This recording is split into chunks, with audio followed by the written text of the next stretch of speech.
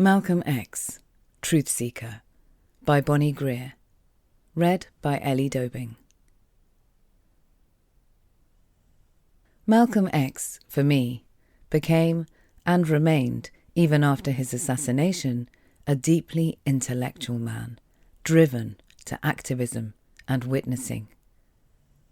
But speculation and assumptions and attributions assigned to him, especially from those who did not see and know him in life, is always interesting to me. I read them with respect, yet I can still see and hear the man in real time. He made irregular appearances on a late-night chat show when I was a young teen growing up on the south side of Chicago. The host was a man named Irv Kupcinet, who wrote a major showbiz column and knew everyone. When our father was not working Saturday nights on the assembly line, which was rare, I would sit with him and watch the man called Malcolm X. Dad was what used to be called a race man, so any black man on TV was an occasion for him. I'm talking about 1963 or 4, maybe later. So for Kupcinet to even have Malcolm on his show must have meant that he considered him not only good television, but there must have been something about him.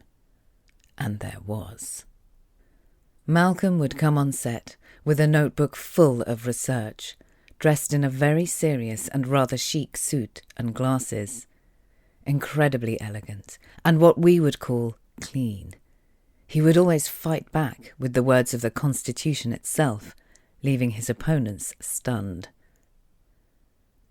Dad loved intelligent black folks, and if they were articulate too, he would light one of his cigars and toast them.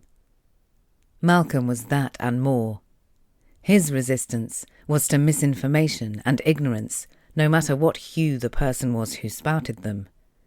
He said the white man a great deal, which made his co-combatants squirm, because out of Malcolm's mouth it was clear and concise. He was talking about power. You were a white man, above all, when you perpetrated the system, and a Tom if you were black and helped, even unwittingly.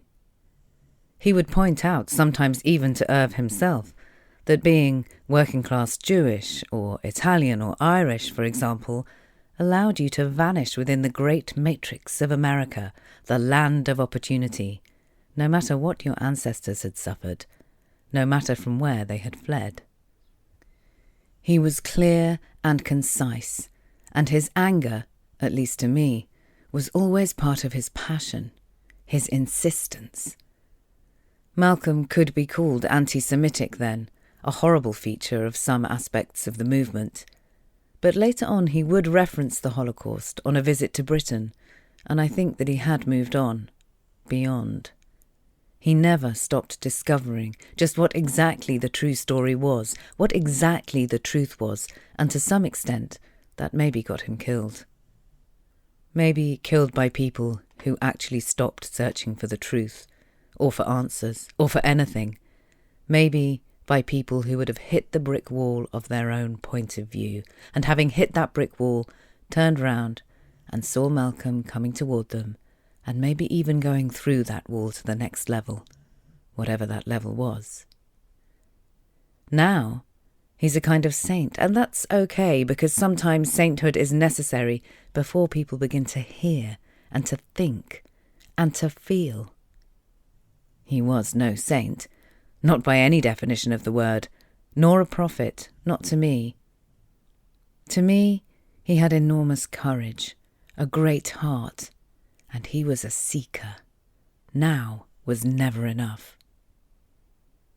Like Martin Luther King and the civil rights activist Medgar Evers, Malcolm became one of the 3 M's who James Baldwin revered. He did not live long enough to become the has-been that my fellow black baby boomers rendered Jimmy. We did not have enough time to cancel Malcolm, like we did Martin Luther King before his assassination. An early, untimely death can be a kind of luck.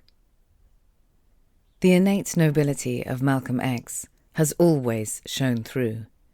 He was, in the end, a preacher of his own religion, one that went beyond the parameters of the Nation of Islam towards embracing all people who wanted to know the truth and live it. He hated enslavement of any kind, not only of the body, but of the mind and heart. Malcolm X spoke it as he saw it, as he felt it, but in his way. He gave quarter to all those who truly wanted and want to seek, to find, to grow, to not accept the official version. When he was assassinated, I was not surprised.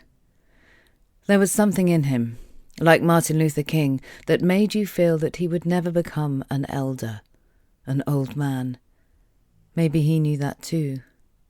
The Hajj was a light for him, a passage for him, and that experience should never be overlooked.